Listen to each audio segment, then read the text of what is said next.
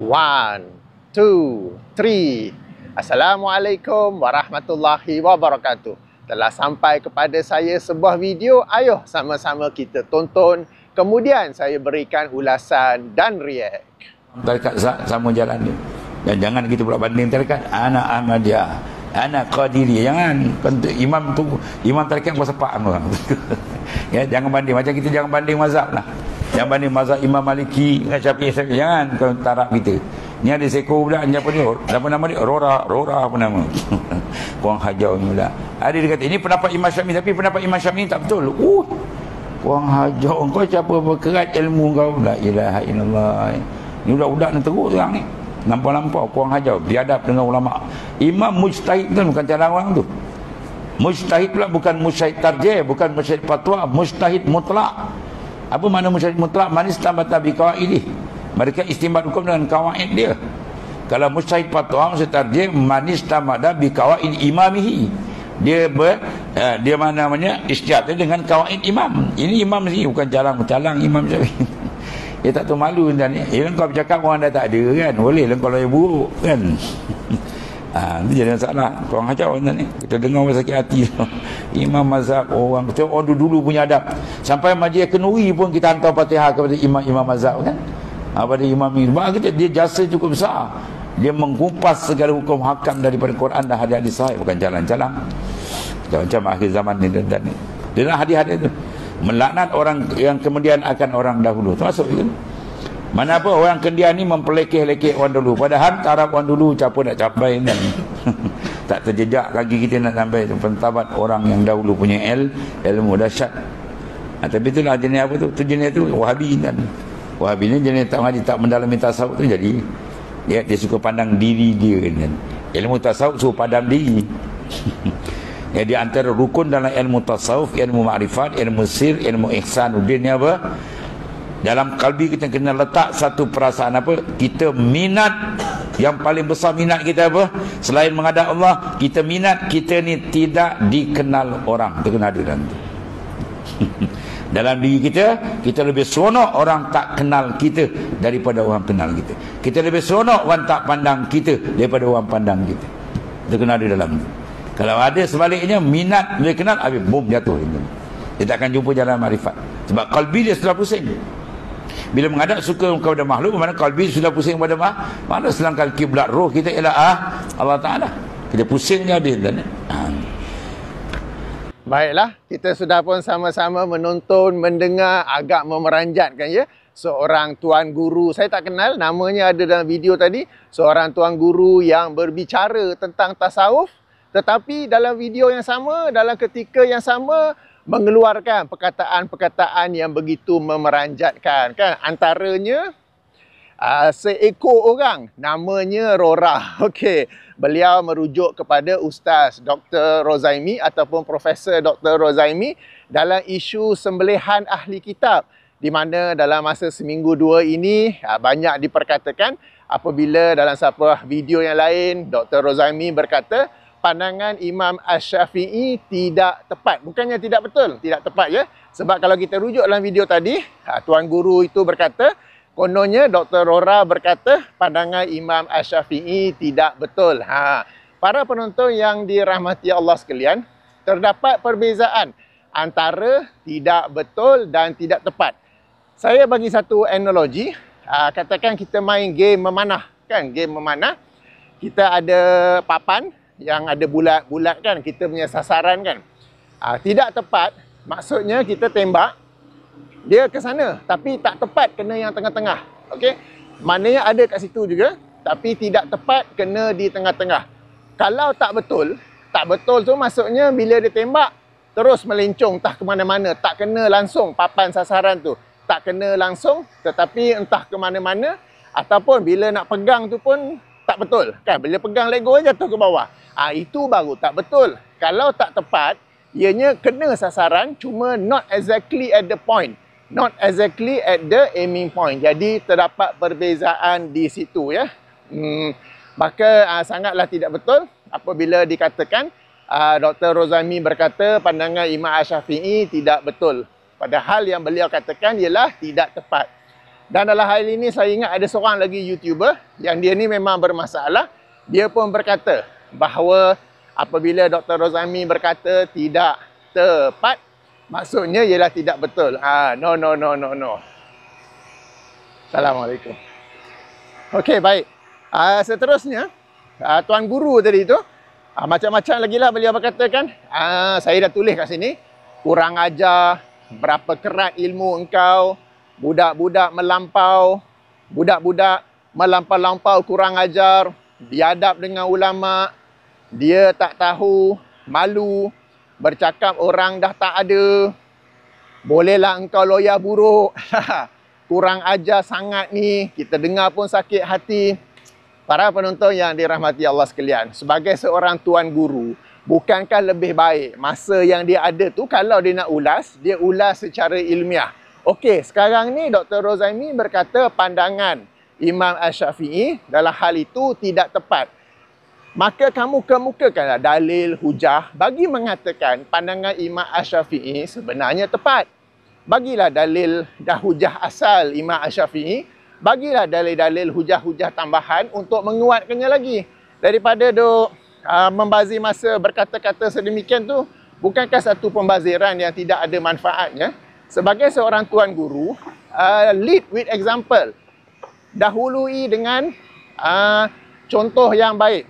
Bukan dengan bercakap-cakap kosong seperti itu, tapi at the end of the day, di akhirnya kita masih tak dapat lihat di manakah ketepatan, kekuatan, hujah Imam Asy-Syafi'i dalam hal ini.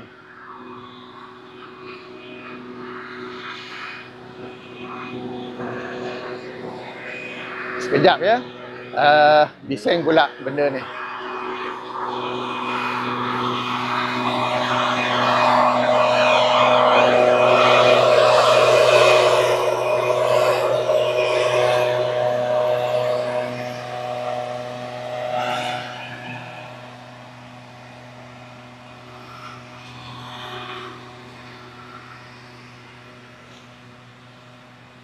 Okey, sudah boleh dengar? Testing 1, 2, 3. Alright. Itulah daripada membazir masa, nak kata merapu, over pula kan. Membazir masa berapa kali diorang, kurang ajar lah, budak-budak melampau lah, lawyer buruk lah. Padahal Dr. Rozami memberi penjelasan ilmiah tentang hal ini. Bukan sembang-sembang kosong macam Tuan Guru dalam video ini. Dan satu perkara yang Tuan Guru ni tak faham, Ustaz Dr. Rozami bukannya mengijtihadkan, bukannya mengeluarkan satu pandangan yang baru, lalu mengatakan pandangan Imam Asy-Syafi'i tidak tepat. Sebaliknya, apa yang Dr. Rozami lakukan ialah membandingkan antara dua pandangan yang ada. Membandingkan dalil-dalil hujah-hujah pandangan A, dalil-dalil hujah-hujah pandangan B. Yang ini pandangan Imam Asy-Syafi'i. Dan berdasarkan perbandingan itu, baru dikatakan mana hujah yang tepat, mana pandangan yang tepat, mana pandangan tidak tepat. So, it is not about, ini bukanlah berkenaan dengan ilmu seseorang tinggi ke rendah ke, mujtahid mutlak ke, ataupun ustaz biasa-biasa saja ke, tetapi ia berkaitan mengkaji, menganalisa, membanding dalil dengan dalil, hujah dengan hujah. Ini ialah perbincangan ilmiah yang boleh-boleh saja dilakukan oleh sesiapa. Dalam topik ini, siapakah yang dimaksudkan dengan ahli kitab, yang dengan itu dihalalkan bagi kita sembelihan ahli kitab itu. Dalam topik ini, Dr. Rozami berpandangan pandangan Imam Asy-Syafi'i tidak tepat. Tetapi ada saja dalam topik-topik lain, isu-isu lain, pandangan Imam Asy-Syafi'i tepat. Bukannya Dr. Rozami membanding pandangannya sendiri berbanding dengan pandangan Imam Asy-Syafi'i, tetapi pandangan para ulama, para mujtahid mutlak yang lain dibandingkan dengan pandangan Imam Syafi'i. So there is a big difference there. Nampaknya Tuan Guru ni seorang yang bertasawuf, tapi saya yakin kemungkinannya sangat besar beliau tak tonton pun video asal Dr. Rozami, atau mungkin tonton video asal tetapi tidak menonton video lanjut, video kedua di mana Dr. Rozami menjelaskan isu ini dengan lebih mendalam. Jadi ini sesuatu yang dikesali. Baik. Seterusnya, Tuan Guru mengatakan, majlis kenduri pun kita hantar Fatihah kepada imam-imam mazhab. Jasa cukup besar. Tak baik pula saya ketawa. Yang pergi hantar Fatihah ke imam-imam mazhab tu buat apa? Para penonton yang dirahmati Allah sekalian, sama-sama kita maklum, sama-sama kita hafal hadis daripada Sahih Muslim yang bermaksud Nabi SAW bersabda, apabila anak Adam meninggal dunia, maka terputuslah semua amalannya kecuali 3. Ilmunya yang dimanfaatkan, sedekah jariahnya, dan anak soleh yang mendoakannya. So sekarang ni, apabila kita memanfaatkan ilmu Imam Asy-Syafi'i, ilmu yang ditinggalkan oleh Imam Asy-Syafi'i, beliau akan mendapat pahalanya. Okey, masalah sekarang ni, sebagaimana yang saya jelaskan dalam video saya sebelum ini, masalahnya ialah sebahagian kita, termasuklah agamawan, tidak pun baca kitab Al-Um, tidak pun ajar kitab Al-Um, dan tidak pula mengamalkan, mempraktikkan apa yang ditulis oleh Imam Asy-Syafi'i dalam kitab Al-Umnya. Di sini ingin saya perkenalkan para penonton yang dirahmati Allah sekalian kepada sebuah kitab yang bagus sebagaimana tangkap layar di sebelah. Judulnya, beli ini ditulis oleh Ustaz Dr. Firanda dari Indonesia ya.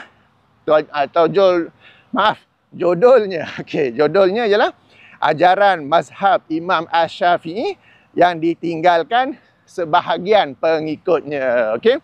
Satu buku yang menarik, sangat tebal.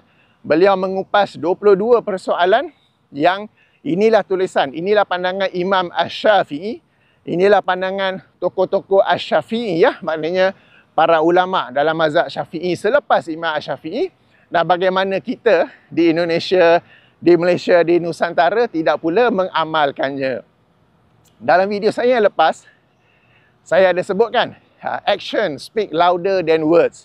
Dari sudut lisan, kita memang tak pernah kata pandangan Imam Asy-Syafi'i tidak tepat, tapi dari sudut perbuatan, apabila kita tak pernah membuka, mengkaji kitab Imam Asy-Syafi'i, tidak pula mempraktikkan ajaran Imam Asy-Syafi'i, tidak pula membela ajaran Imam Syafi'i, so kita pun secara aksi, secara perbuatan mengatakan pandangan Imam Syafi'i itu tidak tepat. Ingat ya, action speak louder than words.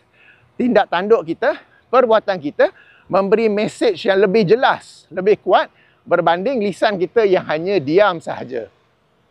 Okey, daripada buku tu, menariknya, perkara pertama yang Ustaz Dr. Firanda highlight ialah hukum mencukur janggut di sisi Imam Asy-Syafi'i dan para tokoh mazhab Asy-Syafi'i. Okey, di sini saya ada satu soalan.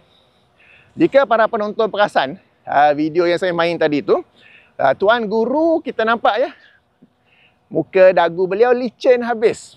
Nah, sekarang ni yang saya maklum, lain orang, lain lelaki, lain DNA ke macam mana ke, maka jumlah rambut di mukanya berbeza-beza. Ada yang jambang lebat, ada yang jambang sederhana, ada yang sedikit, dan yang paling-paling sikit pun adalah 1-2 helai rambut. 1-2 helai rambut kan, di bawah sini kan. Tapi kalau licin tak ada, apakah mungkin seorang lelaki langsung tidak ada rambut, janggut di mukanya? Atau apakah mungkin dia mencukurnya?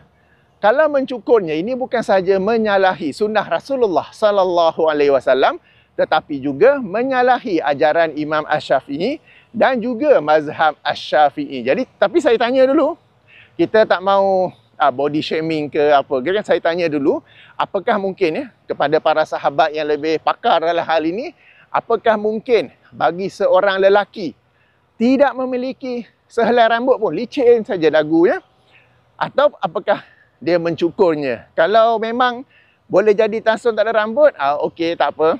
Tapi kalau ada tetapi mencukur, lalu sekarang kita tanya, apakah ajaran Imam Asy-Syafi'i dan juga para tokoh dalam mazhab Asy-Syafi'i tidak tepat dalam hal mencukur janggut, dalam hal larangan mencukur janggut, sehingga anda membuat sesuatu yang bertentangan?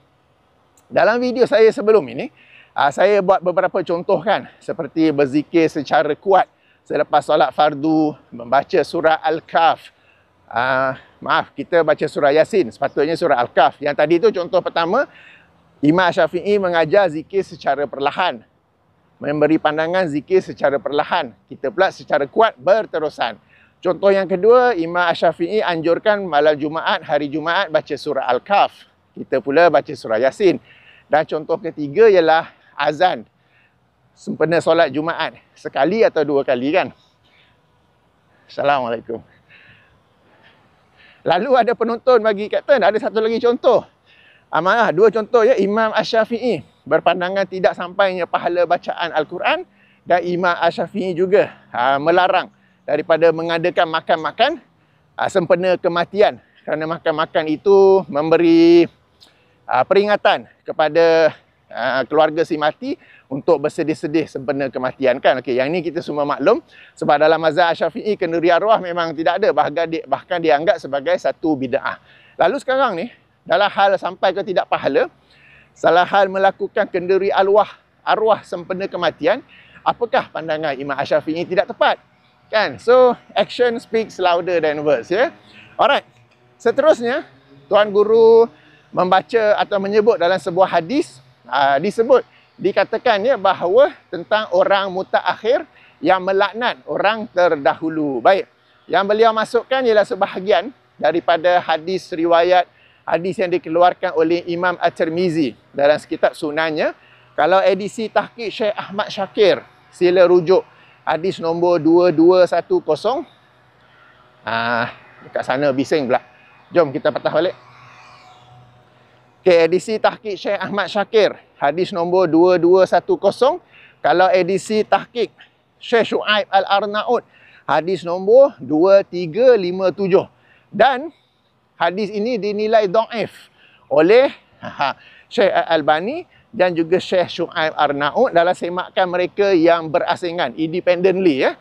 Jadi dua tokoh hadis yang telah pun menerangkan bahawa hadis ini dhaif. Okey, tak apa.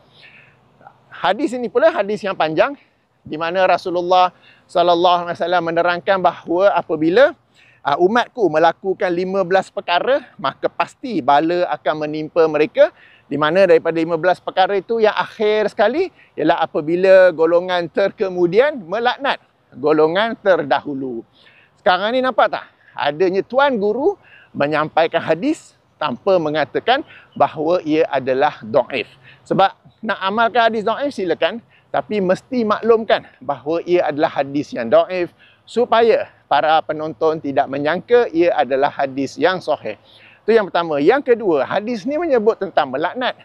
Bila pula Ustaz Dr. Rozaimi melaknat Imam Asy-Syafi'i? Tak ada langsung. Yang ada hanyalah sekadar berkata Imam Asy-Syafi'i pendapat, bukan semua pendapat, tetapi dalam isu ni je. Siapakah ahli kitab yang dengan itu sembelihan mereka adalah halal bagi kita, adalah tidak tepat, bukannya melaknat. Nampak tak dua kesalahan serius dalam bidang disiplin ilmu hadis?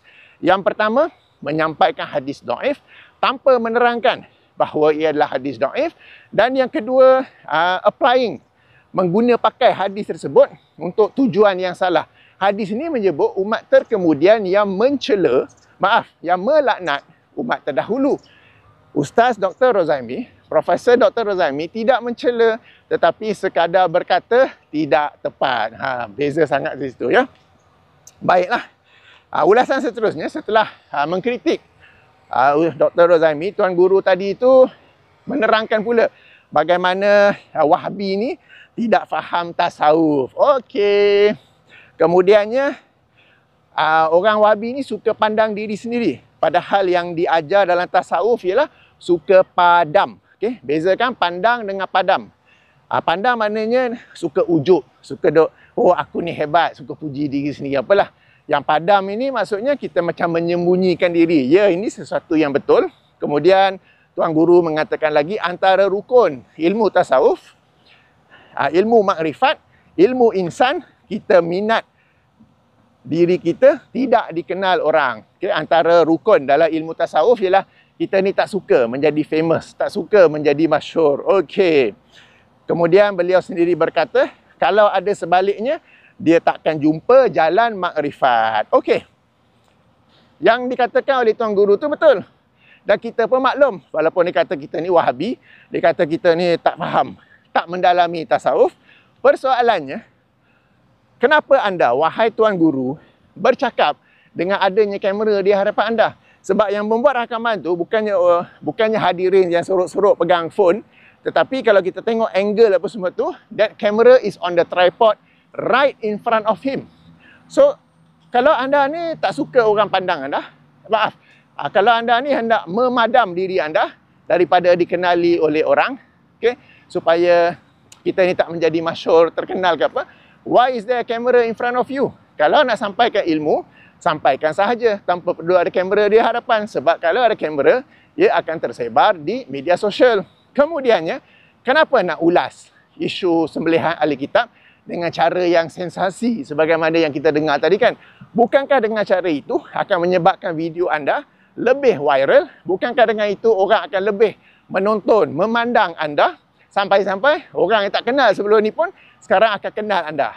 Cuma bukan kenal dengan cara positif lah, kenal dengan cara lain. So, you are doing contrary to what you are teaching. Anda melakukan sesuatu yang bertentangan dengan apa yang anda ajar. Dan ingat, action speaks louder than words. Perbuatan kita, tindak tanduk kita memberi message yang lebih kuat daripada perkataan kita. Perkataan kita memang sebut bahawa antara rukun ilmu tasawuf, ilmu makrifat, ilmu insan, kita minat diri kita tidak dikenal. Tidak dikenal. We are unknown. Okay?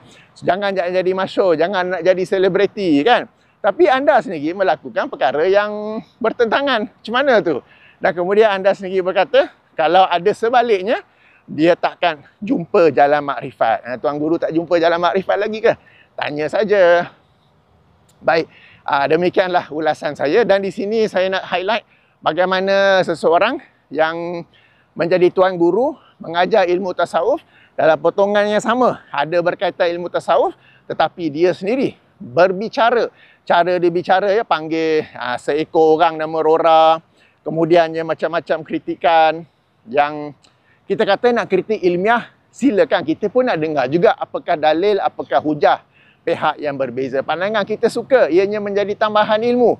Tapi kalau sekadar kurang ajar, berapa kerat ilmu engkau, budak-budak melampau kurang ajar, biadab dengan ulama, dia tak tahu malu, bercakap orang dah tak ada, bolehlah engkau loyah buruk. What's the point of all this? Dia ulang-ulang kurang ajar kan? So tak ada manfaat ilmu di sebaliknya, dan tidak juga menepati ciri-ciri seseorang yang bukan sekadar berpegang kepada ilmu tasawuf, tetapi mengajar ilmu tasawuf. Di sini para penonton yang dirahmati Allah, pengajaran penting kepada kita para pencinta sunnah untuk kita mempraktikkan sunnah. Sebab orang menilai kita daripada tindak tanduk kita, perbuatan kita. Ini kata orang sunnah, tapi bahasa dia leza semacam. Tindak tanduk dia lain macam. Maki hamun dia, mencerca, mencela dia lain macam ya. Jadi ayuh kita jaga, sebab kita ini menjadi duta, menjadi ambassador kepada sunnah Rasulullah sallallahu alaihi wasallam. Saya ingin akhiri video ini dengan satu lagi potongan video dari seorang lagi YouTuber yang kenal-kenal lah, tak kenal tak apa, yang apabila menonton, apabila mengulas salah satu siri podcast Fikrah dan Hujah yang di ahli panelnya seperti biasa 3 orang, Ustaz Dr. Mazhar, Ustaz Dr. Rora dan Ustaz Rizal Azizan. Dia tak puas hati dengan salah satu podcast itu. Kita tengok apa yang dia doakan setelah podcast itu ya. Beliau sendiri kata yang dia tak sampai level tu, sebenarnya dia tak sampai apa-apa level pun. Okey, level YouTuber tak sampai, level tasawuf tak sampai, level ilmu pun tak sampai, tak tahulah. Tapi kita lihat bagaimana orang yang dalam video-videonya lain ada juga berbicara tentang tasawuf lah konon, berguru lah konon, bertalaki lah konon. Kita dengar apa doa dia kepada 3 ahli panel Fikrah dan Hujah. Jadi bagi kita yang mempunyai jiwa tasawuf, mungkin kita akan mendoakan semoga Allah mengampunkan mereka-mereka ini, Allah memaafkan mereka dan memberi hidayah kepada mereka supaya sedar diri. Namun begitu, sebagai manusia biasa yang mungkin tak sampai lagi tahap tasawuf, tahap yang tinggi itu, mungkin mengharapkan semoga Allah menyiksa mereka, melaknat mereka di dunia ini dan mengampunkan mereka di akhirat kelak. Semoga Allah menyiksa mereka, melaknat mereka di dunia ini dan semoga Allah menyiksa mereka, melaknat mereka di dunia ini. Semoga Allah menyiksa mereka, melaknat mereka di dunia ini. Ulasan dan react saya. Okey, jadi Tuan Guru itu telah menjadi contoh yang terbaik tentang inilah ilmu tasawuf ya. Beliau ni bukan orang biasa-biasa tetapi tuan guru dalam bidang tasawuf ya. Menerangkan antara rukun dalam tasawuf semua tu kan. Tapi beliau sendiri action speaks louder than words, memberi message yang berlainan daripada apa yang diajarnya. Oleh itu nampak sangat sebenarnya tak perlu sangat ilmu tasawuf ni sebab yang mengamalkannya itu sendiri tidak begitu mempraktikkan apa yang mereka kata. Mereka ni orang tasawuf, sepatutnya lidahnya itu bersih, hatinya tu bersih. Sebelum nak mengkritik, boleh mengkritik ya, jangan salah faham, boleh mengkritik. Tapi nak kritik, tontonlah video tu penuh. Okey? Bukan tak tepat, tapi tak betul. Okey? Bukan lawyer buruk, perbincangan ilmiah. Bukan semua berkaitan Imam Syafi'i tak betul, satu isu tu saja. Dan bukannya tak betul, tetapi tidak tepat. Dan bukannya Dr. Rozami mengeluarkan pandangan tersendiri tetapi membandingkan antara pandangan yang ada. Okey. Baiklah, demikian ulasan dan react saya. Heart rate pun 120. Okeylah ni. Memang bagus kan sambil bersenam. Pukul 9.45 pagi. Ada vitamin D tak? Insya-Allah ada. Baiklah. Saya tutup dengan subhanakallahumma wa bihamdika asyhadu an la ilaha illa anta astaghfiruka wa atubu ilaika. Assalamualaikum warahmatullahi wabarakatuh. Okey, landing.